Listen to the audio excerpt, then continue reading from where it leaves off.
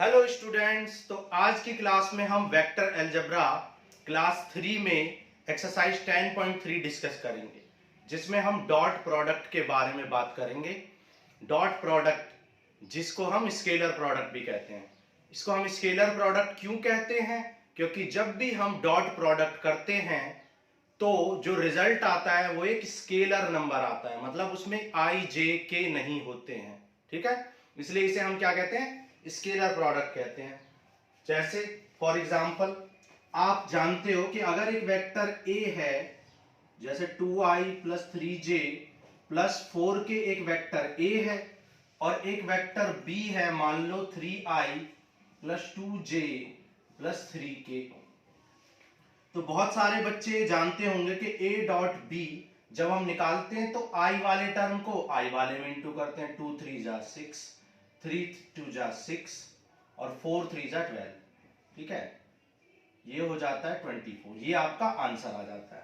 तो आप देख सकते हो कि a डॉट बी मतलब दो वेक्टर्स का डॉट प्रोडक्ट एक कैसा आया है, का रिजल्ट क्या आया है? एक स्केलर नंबर आया है। इसलिए डॉट प्रोडक्ट को हम क्या कहते हैं? स्केलर प्रोडक्ट भी कहते हैं। डॉट प्रोडक्ट को हम स्केलर प्रोडक्ट भी कहते हैं। जैसे हम डॉट प्रोडक्ट और स्केलर प्रोडक्ट कहते हैं। ठीक है, और डॉट प्रोडक्ट का फॉर्मूला, डॉट प्रोडक्ट का जो फॉर्मूला होता है वो होता है A dot B equal to A B cos theta.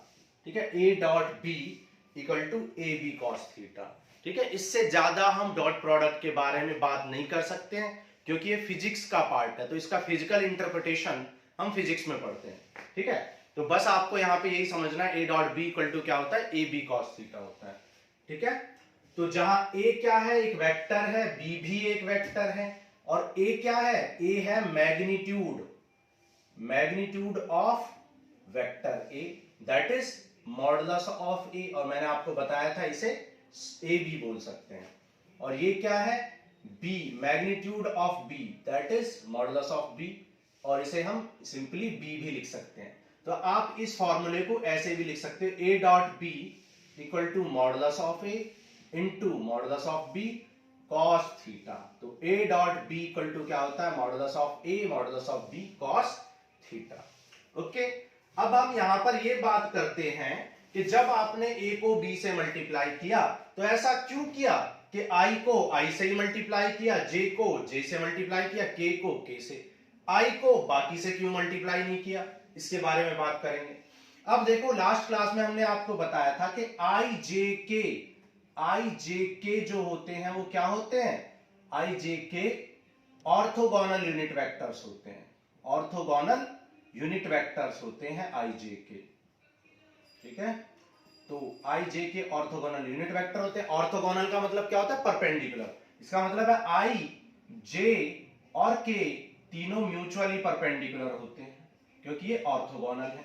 दूसरा, ये ऑर्थोगोनल यूनिट वेक्टर है। यूनिट वेक्टर, इसका मतलब इनकी लेंथ यानी कि इनके मॉडुलस की वैल्यू किसके इक्वल होती है? 1 के इक्वल होती है। हमने आपको क्लास 1 और क्लास 2 में बताया था कि यूनिट वेक्टर वो होता है जिसका मॉडुलस, दैट इज जिसकी लेंथ 1 होती है।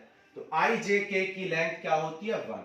तो ये दो बातें आपको याद होनी चाहिए कि i j k क्या होते हैं? परपेंडिकुलर, इसलिए इन्हें ऑर्थोगोनल कहते हैं, और इनकी लेंथ 1 होती है, इसलिए इन्हें यूनिट वेक्टर कहते हैं।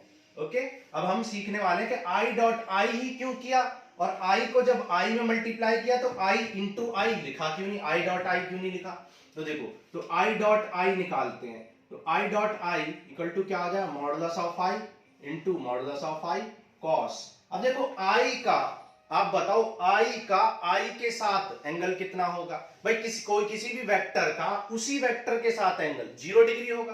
ठीक है, क्योंकि दोनों वेक्टर पैरेलल होंगे, 0 डिग्री होगा। और आप जानते हो मॉड i की वैल्यू 1, मॉड i की वैल्यू 1, और cos 0 की वैल्यू तो आप जानते ही हो। तो यहां से i डॉट आई कितना आ गया? 1। सिमिलरली जब आप i डॉट आई की जगह j डॉट जे निकालोगे और k डॉट के निकालोगे तो बिल्कुल सेम वे में निकालोगे, तो वो भी क्या आएगा? 1 आएगा। इसलिए जब हमने i का i में मल्टीप्लाई किया तो i डॉट आई लिखा ही नहीं, क्योंकि i डॉट आई 1 होता है। क्लियर है बात? ओके, अब देखो आई का जे में क्यों नहीं किया, तो देखते हैं आई का जे में क्यों नहीं किया। अब देखो आई डॉट जे निकाल के देखते हैं, तो आई डॉट जे क्या होगा, आई का मॉडुलस इंटू जे का मॉडुलस और कॉस। अब देखो आई और जे के बीच में कितने डिग्री का एंगल है, 90 डिग्री का, आई और जे के बीच में 90, तो कॉस 90। अब देखो आई का मॉडुलस तो 1 होता है, जे का मॉडुलस भी 1, लेकिन कॉस 90 0 होता है, इसलिए आई डॉट जे 0 हो गया। तो आप कह सकते हैं कि I dot J, J dot के और के डॉट आई सभी क्या होते हैं, सभी 0 होते हैं। I dot J, J dot के और के डॉट आई सबकी वैल्यू 0 होती है। तो आप कह सकते हैं कि हम आई को जे में मल्टीप्लाई नहीं करेंगे, जे को के में मल्टीप्लाई नहीं करेंगे, क्योंकि I dot J, J dot के और के डॉट आई इन सब का प्रोडक्ट 0 होता है। तो आप कभी भी आई को जे में नहीं करते, क्योंकि करोगे भी तो वो 0 हो जाएगा, आई को के में भी नहीं करते एंड सो ऑन। तो आई को सिर्फ आई में करते हैं और आई डॉट आई 1 हो जाता है। तो इसलिए आपको सिर्फ क्या मिलते हैं, स्केलर कंपोनेंट्स मिलते हैं, और रिजल्ट क्या आता है, स्केलर आता है। दैट इज आप इसको क्या कहते हैं, स्केलर प्रोडक्ट कहते हैं। क्लियर है बात? ओके। तो आप ये बात कह सकते हैं कि अब अगर कभी भी आपको वेक्टर ए और वेक्टर बी को मल्टीप्लाई करना है, तो वेक्टर ए क्या होता है, आपको लास्ट क्लास में बताया था, ए एक्स आई, ए वाई जे और ए जेड के, जहां A X, A Y, A Z क्या है, scalar component in the direction of I J K है। और बी क्या है, B is the scalar component, B क्या होता है, B X I, B Y J and B Z K. तो बी एक्स, बी वाई और बी जेड क्या होते हैं, स्केलर कंपोनेंट्स होते हैं in the direction of I J K. तो जब भी आप ए डॉट बी निकालोगे तो डायरेक्टली आप क्या लिखोगे, A X into B X plus A Y B Y plus A Z B Z. Clear है? हमेशा आप ऐसे निकालोगे, A X B X, A Y B Y, A Z B Z. क्यों? क्योंकि आई को आई में करते हैं तो 1 हो जाता है, इसलिए हमने आई डॉट आई नहीं लिखा है। आई को जे में करते हैं तो 0 हो जाता है, इसलिए आई डॉट जे वाले टर्म को नहीं लिखा है। क्लियर है? तो ये हमने ए डॉट बी का फॉर्मूला निकाल दिया। तो इस तरीके से ए डॉट बी निकाल लेते हैं। और मॉडुलस ए तो आप लास्ट क्लास में सीख ही चुके हो। मॉडुलस ए हमने निकालना सिखाया था कि मॉडुलस ए का फॉर्मूला क्या होता है, A X square plus A Y square plus A Z square. Similarly modulus B का फॉर्मूला आप लिख सकते हो। मॉडुलस बी का फॉर्मूला आप क्या लिख सकते हो, B X square plus B Y square plus B Z square. तो अगर आपसे कॉस थीटा पूछा जाए तो इस फॉर्मूले से आप कॉस थीटा क्या निकाल सकते हो, cos theta equal to A dot B, और ये दोनों मल्टीप्लाई में तो डिवाइड में आ जाएंगे। तो आप कह सकते हो कि कॉस थीटा की वैल्यू क्या हो जाएगी, A dot B upon mod A mod B. ठीक है? और हमने आपको बताया था मॉड ए को सिंपली ए से भी रिप्रेजेंट करते हैं, मॉड बी को बी से।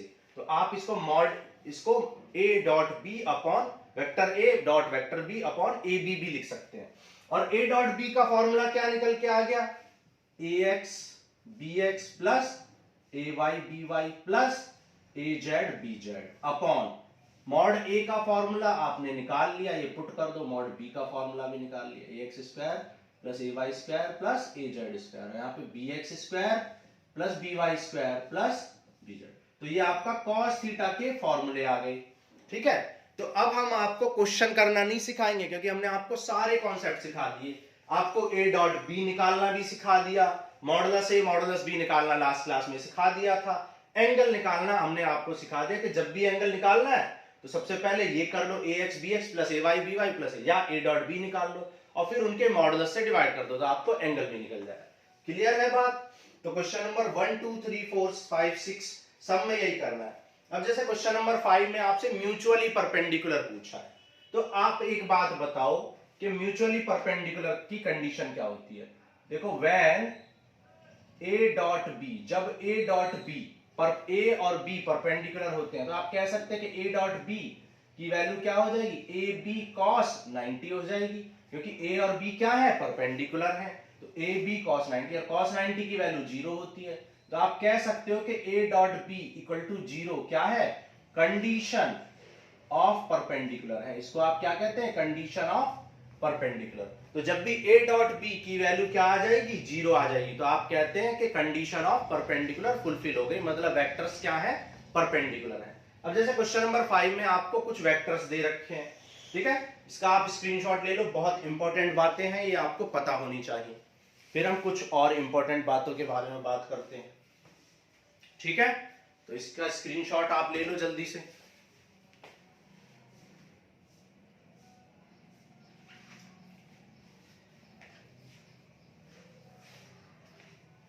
चलो आगे करते हैं।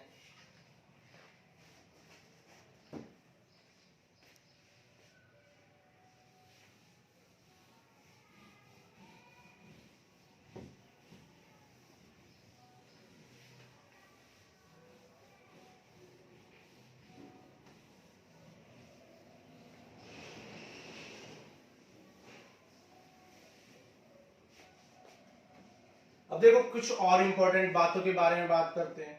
अब देखो अभी आपने देखा a dot B equal to A X B X plus A Y B Y plus A Z B Z होता है, अभी आपने ये देखा। लेकिन ये हमने a डॉट बी को मल्टीप्लाई किया था, अगर हम a डॉट a को मल्टीप्लाई कर दें तो क्या होगा, तो आप जानते हो कि a डॉट एक a वेक्टर क्या होता है, A x I plus A Y J plus A Z के होता है, और डॉट ए क्या होता है, ये होता है A x I plus A Y जे, ये भी सेम ही होता है ए जेड के। और अभी हमने बताया कि आई को आई से इंटू करते हैं, तो आई को आई से करोगे तो ए एक्स डॉट ए एक्स यानी ए X square, A Y into A Y square plus A Z into A Z square, और ये आ गया ए डॉट ए।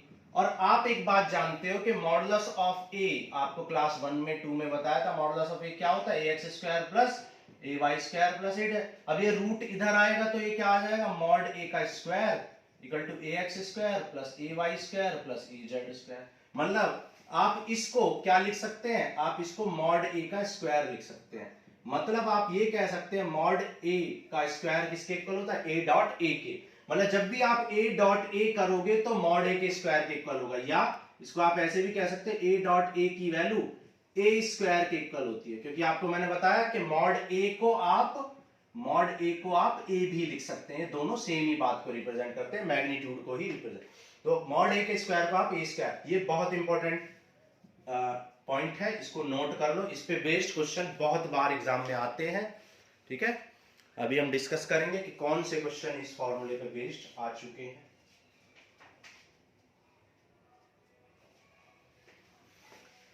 जल्दी से नोट कर लो आप, ठीक है। चलो आगे चलते हैं। अब देखो इस फॉर्मूले पे बेस्ड आपको 3 से 4 क्वेश्चन हम कराते हैं। जैसे क्वेश्चन नंबर 6 में आपसे बोला है कि आपको फाइंड करना है वेक्टर ए और modulus A of modulus B, modulus A और मॉडुलस बी फाइंड करना है। और आपको गिवन है A plus B dot A minus B equal to 8, and आपको एक बात और दी है, modulus of A equal to 8 times of modulus of B, ठीक है। अब देखो a को a से इंटू करो तो क्या आ जाए, a डॉट a को b से करो तो a डॉट b, और b को a से करो तो b डॉट a, ठीक है, और b को b से करो तो b dot b equal to 8। a dot b और b डॉट a इक्वल होते हैं, कैंसिल हो गया। a डॉट a अभी सिखाया आपको, मैंने सिखाया कि a डॉट a किसके इक्वल होता है, मॉड a के स्क्वायर के, है ना, अभी आपको मैंने प्रूफ करके दिखाया। तो आप इसको क्या लिख सकते हो, मॉड a का स्क्वायर, और इसको क्या लिख सकते हो, मॉड b का स्क्वायर इक्वल टू 8, ठीक है। अब मॉड a की वैल्यू 8 डॉट b है, तो मॉड 8 इंटू b है, तो मॉड a को क्या लिख सकते हो, 8 मॉड b का स्क्वायर और मॉड b का स्क्वायर इक्वल टू 8, ठीक है। इसको लिख सकते हो 64 मॉड b का स्क्वायर माइनस मॉड b का स्क्वायर, सब्ट्रैक्ट कर दो तो 63 मॉड b का स्क्वायर इक्वल टू 8, और मॉड b इक्वल टू क्या आ जाए, 8 अपॉन अंडर रूट 63 आ जाएगा, ठीक है। जिसे हम क्या लिख सकते हैं, 2 root 2 upon 3 root 7 plus minus, ये आपके मॉड b की वैल्यू आ जाएगी। जब एक बार मॉड b आ गया तो मॉड a किसके इक्वल था, 8 टाइम्स ऑफ b, तो 8 टाइम्स ऑफ b कर दो, ये आपका क्या आ जाएगा, ये आपका मॉड ए आ जाएगा। क्लियर है? बहुत इंपॉर्टेंट फॉर्मूला है ये, क्वेश्चन सॉरी बहुत इंपॉर्टेंट क्वेश्चन है ये, कई बार पेपर में आ चुका है। चलो आगे करें, चलो जल्दी से कर लो, आगे चलते हैं क्वेश्चन नंबर 7। अब देखो क्वेश्चन नंबर 7 में आपसे बोला हुआ 3a minus 5b, 3a minus 5b dot 2a plus 7b, इसको सॉल्व करना है आपको। बहुत इजी क्वेश्चन है, 1 नंबर का है, कभी कभी 2 नंबर का भी आ जाता है, बहुत easy question. 3 into 2 6 a dot a, 3 into 7 21 a dot b, 5 into 2 10 b dot a, 5 into 7 35 b dot b। ठीक है, मल्टीप्लाई कर लिया। अभी आपको बताया था कि a डॉट a किसके इक्वल होता है, मॉडुलस ऑफ a के स्क्वायर के, या सिंपली a स्क्वायर के इक्वल होता है।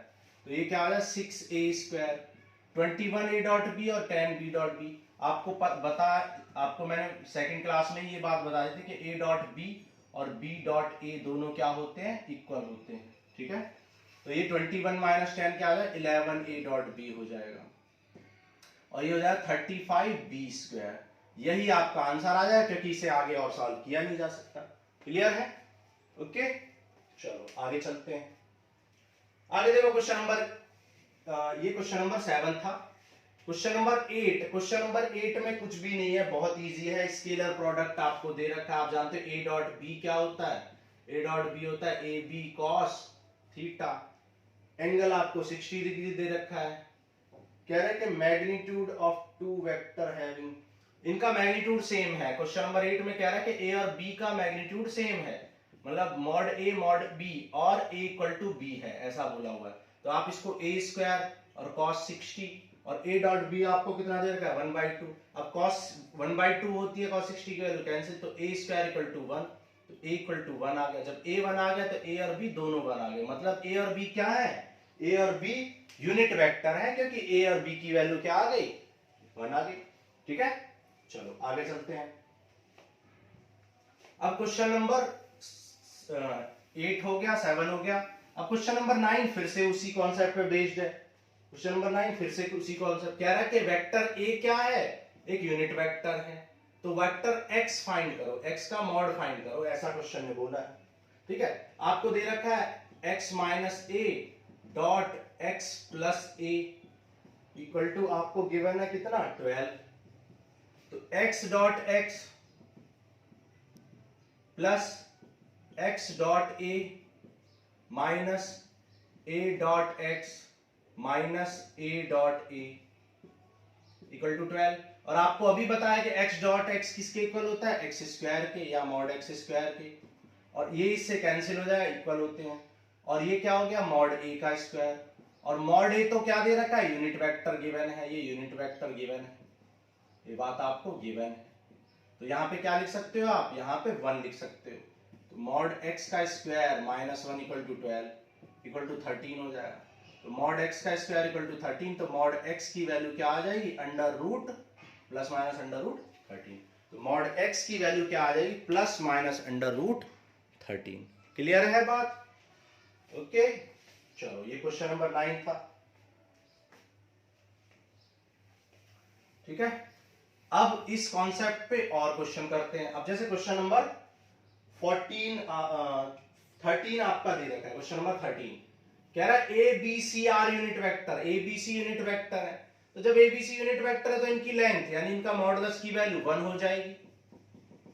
और आपको गिवन है कि a प्लस बी प्लस सी की वैल्यू क्या है, 0 है, a प्लस बी प्लस सी की वैल्यू 0 है। तो जब आप इसका स्क्वायर करोगे, या सेल्फ प्रोडक्ट भी कह सकते हैं, सेल्फ डॉट प्रोडक्ट भी कह सकते हैं, स्क्वायर भी कह सकते हैं, तो जब इसको खुद से मल्टीप्लाई करोगे, मतलब सेल्फ प्रोडक्ट करोगे, तो क्या होगा, आप जानते हो a into A dot A plus A dot B, ठीक है, फिर plus A dot C plus B dot A, फिर बी डॉट बी, फिर बी डॉट सी, मल्टीप्लाई कर देंगे सबको, फिर यहां सी डॉट ए, फिर सी डॉट बी, फिर C dot C equal to 0। अब देखो a डॉट ए को क्या लिख सकते हो, मॉड ए का स्क्वायर, मॉड बी का स्क्वायर और मॉड सी का स्क्वायर। तो इनको क्या लिख सकते हैं, mod A square mod B square plus mod C square, और ए डॉट बी और बी डॉट ए तो इक्वल ही होते हैं, तो इनको आप 2a डॉट बी लिख सकते हैं। ऐसे इन दोनों को 2b डॉट सी लिख सकते हैं, फिर 2c डॉट ए लिख सकते हैं, ए और सी को, ठीक है, bc को और इसको ऐड कर सकते हैं और इन दोनों को ऐड कर सकते हैं, इक्वल टू 0 आ गया। अब इसमें आप देख सकते हो 2 कॉमन है, और ये देखो ये a स्क्वायर मॉड ए कितना है 1 1 1, तो ये 1 प्लस 1 3 हो जाएगा, और यहाँ पे 2 कॉमन आ जाएगा, ठीक है। ये मोस्ट इंपॉर्टेंट क्वेश्चन है, जितने भी क्वेश्चन हम डिस्कस कर रहे हैं सारे इंपॉर्टेंट हैं, और 2 से 3 क्वेश्चन इससे आने ही आने हैं। देखो 3 प्लस में उधर जाएगा तो माइनस में, -3 अपॉन, और ये 2 डिवाइड में चला जाएगा, तो a dot B plus B dot C plus C dot A आपको फाइंड करना था और आपने फाइंड कर लिया। तो a dot B plus B dot C plus C dot A equal to क्या आ गया, -3/2 आ गया। क्लियर है? ओके, चलो ये हो गया आपका question number 30।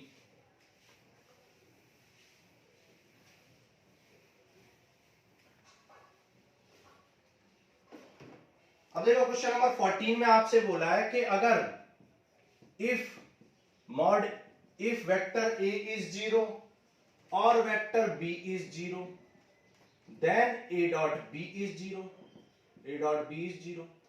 but vice versa is not true।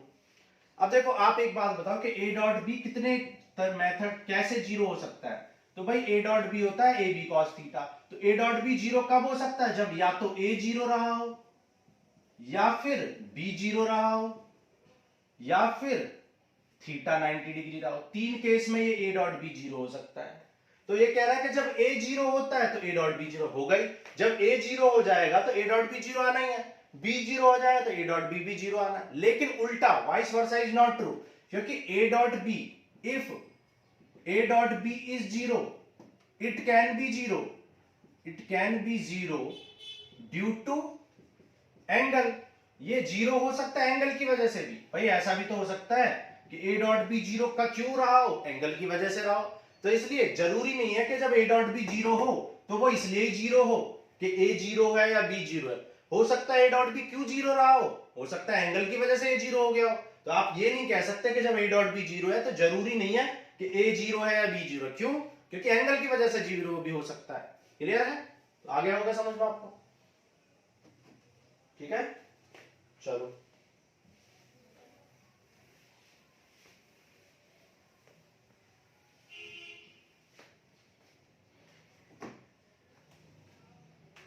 ठीक है। अब देखो क्वेश्चन नंबर 15। क्वेश्चन नंबर 15 में हम आपको बता चुके हैं कि एंगल कैसे निकालते हैं, ठीक है। एंगल किस तरीके से निकालते हैं आपको बताया था लास्ट क्लास में, हम आपको एंगल निकालना सिखा चुके हैं।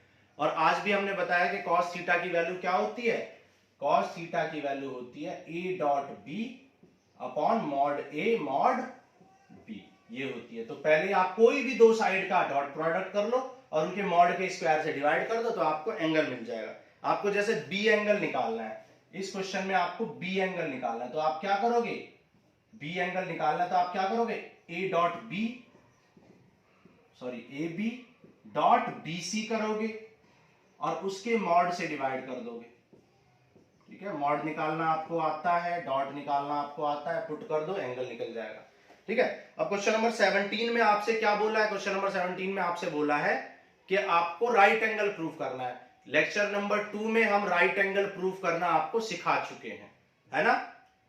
लेक्चर नंबर 2 में आप देखो वहां पे सिखा चुके हैं, ठीक है। तो क्वेश्चन नंबर 18 में आपको फॉर्मूला दिया है डायरेक्ट, तो ये आप जानते हो कि a इक्वल टू 1/λ ये हो जाएगा, ठीक है। तो चलो आज के लिए इतना ही। ये एक्सरसाइज 10.2 हमने कर ली, ठीक है, एक्सरसाइज 10.3 सॉरी। चलो अब नेक्स्ट क्लास में करेंगे हम क्रॉस प्रोडक्ट, ठीक है। Okay, thank you.